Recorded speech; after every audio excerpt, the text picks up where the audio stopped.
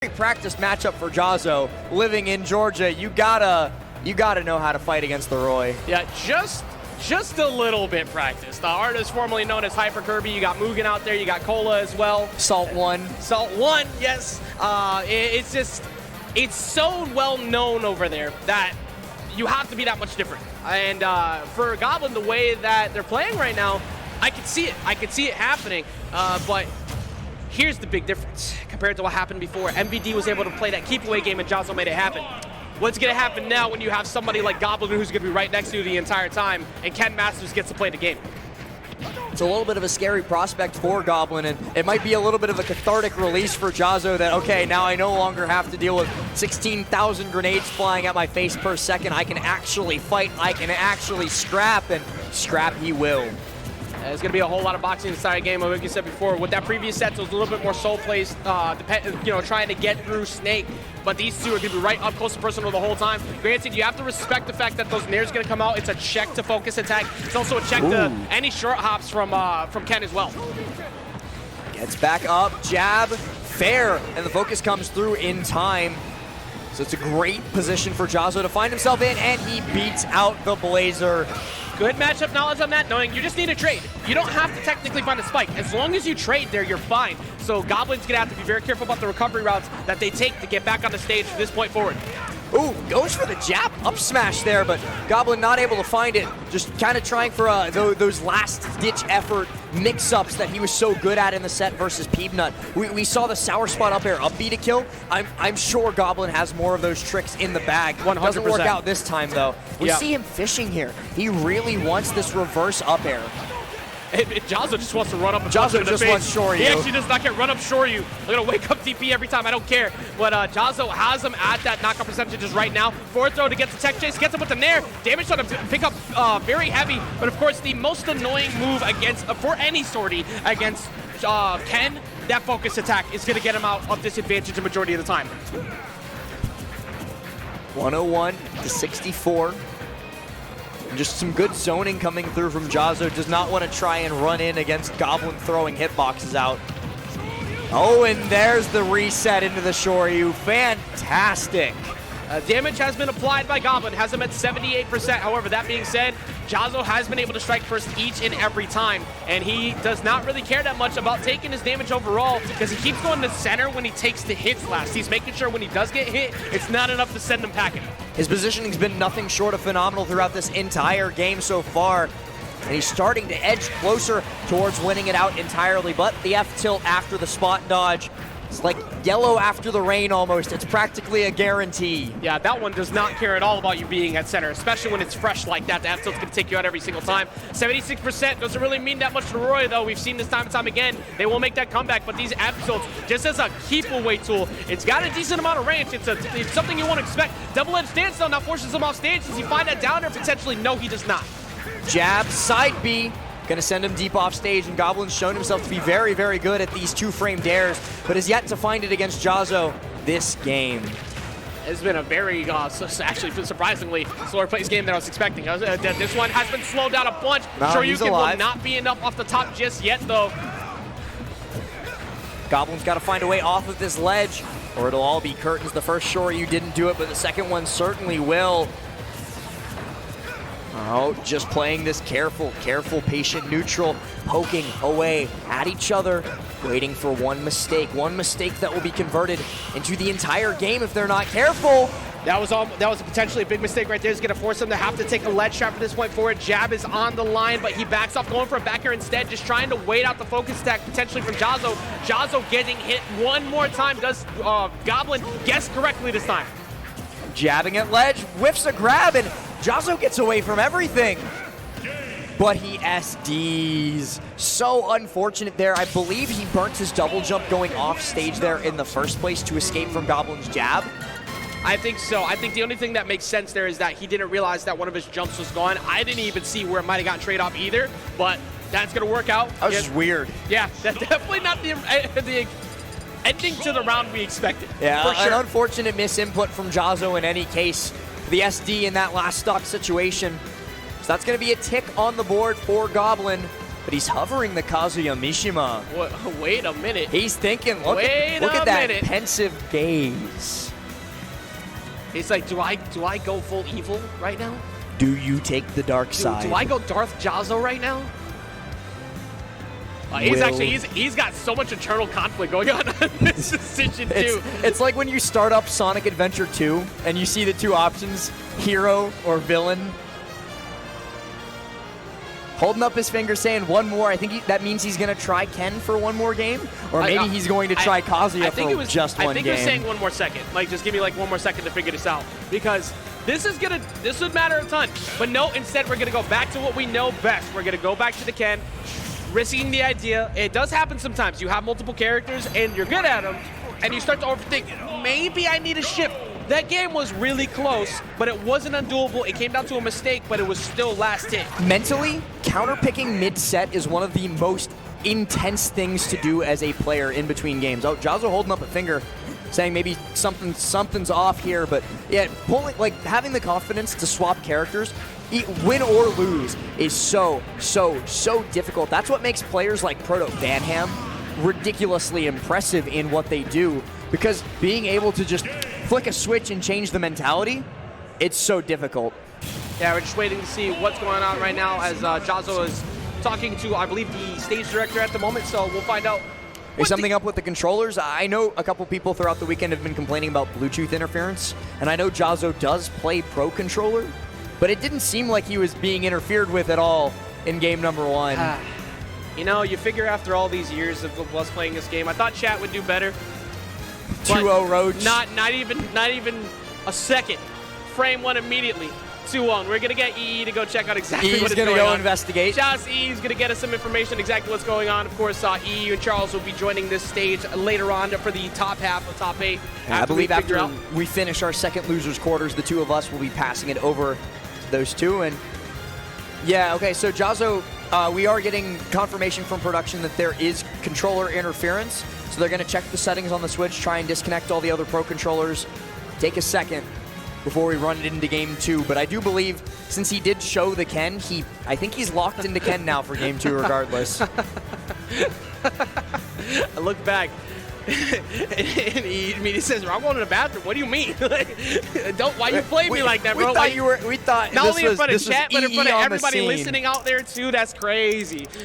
To let you know who got your back. But also, we did get that confirmation, of course, from the stage director. We found out exactly what's going on, so we're just going to go ahead and remove all Bluetooth attachments, like you said. If you ever run into this issue, just go into the Switch, disconnect them all, and then go back into it. And for any of you players who play Pro controllers, you can do that yourself to prevent any issues if you're able to get access to that menu. If it's locked in, then you have to ask someone, of course, to do that. But this has been your Pro Controller PSA of the night. Disconnect them. Back to the action. But now it's time. For the looks of things, everything seems to be good to go. We're going to go ahead and get into game number 2. We were at 1-0. A hypothetical 2-0, of course, because of that mishap that happened. But no, it's still 1-0. I think if it's within like the first 10 seconds, you call it. It's fine. I'm purely going off of chat. Yeah. Chat would never lie to me. But now we got game number 2 here, where very similar situation to the last game. They're both starting off boxing heavily, but it slowed down a ton at the end. I'm curious if that's going to be the same result as we reach the last stop. Already off the bat, Goblin showing that the slight break didn't do anything to slow his momentum, as he's off the bat already swinging 116 on Jazo. You can see, I mean, Jazo's already pretty animated to begin with, but you can see every single time he gets hit, just a big shake of the head, like, I shouldn't have got hit by that, I need to rethink that, I need to rethink my approach, because you have to be so careful about giving the openings to Roy. He's going to force him. He's going to get in regardless because of how quick he is, even with someone like Ken who wants to be right next to you.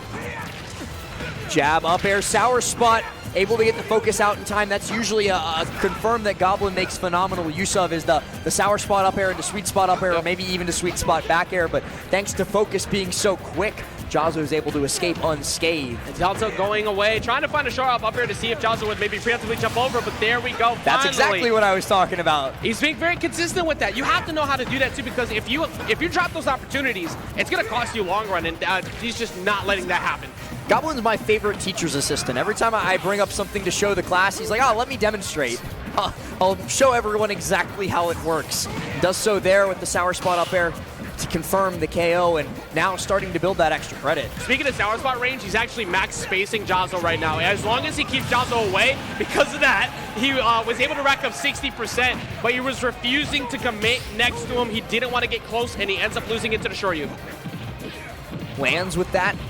Oh, good start to a combo and gets the up air Shoryu out of it too. Gonna get that back throw, gonna go ahead and send him all the way over. Not gonna preemptively jump. You don't want to jump into that, get caught by Hadouken. That's gonna be a free stock as we saw earlier. And Jahzzo not gonna find that trade-off he wants off stage. He wants to catch Goblin recovering low so bad. We saw first stock game number 1 go that way thanks to clanking with the Blazer, and he's looking forward again with the down air, but that is going to be nair one, jab, up smash, catches Jahzzo, just trying to get out of dodge with the focus and loses his life. That was so clean, because the best get off me option you have there is focus attack, but that multi-hit saying absolutely no to that. But he chases the tech on the roll, and he closed. No, he does not close it out with that incredible DI up to the corner from Goblin. What good DI. Oh, and Goblin actually getting out. Usually you get hit by that down tilt on ledge at that percent, and it's curtains for you, but Goblin making great use of the armor on the Blazer to just continuously get through these, and the multi-hit on it too to beat out focus. Yeah, Goblin's advantage has been phenomenal so far. He does finally close it out though. Very similar situation once again to last game. Minute 4, last stock. They're starting to slow down a little bit more because neither one of them, both players know the first person to basically strike is going to take a massive punish potentially, so they have to be very careful about how they approach. Oh, gets the tech chase jab. Oh, okay. That was almost such a good read, but he gave that respect to that focus attack because you don't want to get stunned in that position. These nairs just being thrown out to cover the jump, and backer sending him back over. Falling up here won't be enough just yet, but if he gets one more good read last, that's going to be the game. Ooh, but speaking of one more good read for the game, Jazo very nearly catches Goblin panicking in disadvantage. Goblin's able to escape and gets the fair off of the Tatsu, but it's not nearly enough to KO yet, even on the sweet spot. So he's got to get something off of this ledge trap, and he wants the reverse up air. And he already burned. Okay, he was able to get back on, but his focus attacks are coming out way more often. Goblin might be he does not get the closeout. Down to won't find his mark either. This is extremely close. Not going to find that falling upper. Goblin hunting for the KO. Meanwhile, Jazo just looking for one good punish with the Shoryu, but he still can't find it. Every single one of these sour spots not sending at the angle that Goblin wants, and now he's starting to take advantage of that straight hit kill power. He is just throwing hitboxes left, right, willy, and center. A little bit scared to go for a punish off of those. Of course, that parry, not easy to get off of that falling up air, and he's going to at least get the heavy kick, send him over. Can he close it at the ledge? Does go for another one. He missed the follow-up. He's still in it at 179. Goblin not getting a single confirm that he wants. This is so unfortunate and so scary for him too, because all Jazo needs is one good down tilt into the Shoryu to close this out, or maybe it's even one of the kicks. Still not that enough either. Goes out there, and luckily for him, he got set upward instead of into the stage. That probably would have been an untechable. Goblin is swinging, but as you see, Jazo making a misinput on the Hadouken, so this game still goes. Continues to go. Jazo continues to inch towards 200%, but of course, as he does inch towards that marker, he inches towards the point where up throw does the job, and indeed it does. So Goblin puts himself on set point. That is a win condition that is online to be able to take it off the top. It's not something you see as often nowadays because the up throws of Roy, Marth, Lucina all got a little bit toned down, so you have to be careful when you decide to do it. But with that rage, that type of potential on damage, it's going to find its mark. Amazing music counterpick to come in, though, to try and get amped up. Jazo making it close each and every time. Can he rebound here? And the answer this time is Kazuya Mishima as we bring it out in game number 3. Bringing it out front and center. And it's already off the bat doing a little bit of work, but not able to get the full follow-up off of the electric. Goblin, he's so terrified.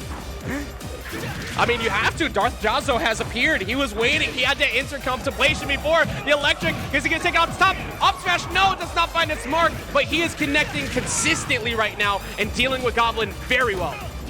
Do you know the power goodbye of the dark side? Jazo certainly does, as he finds that first stock with the Gates of Hell.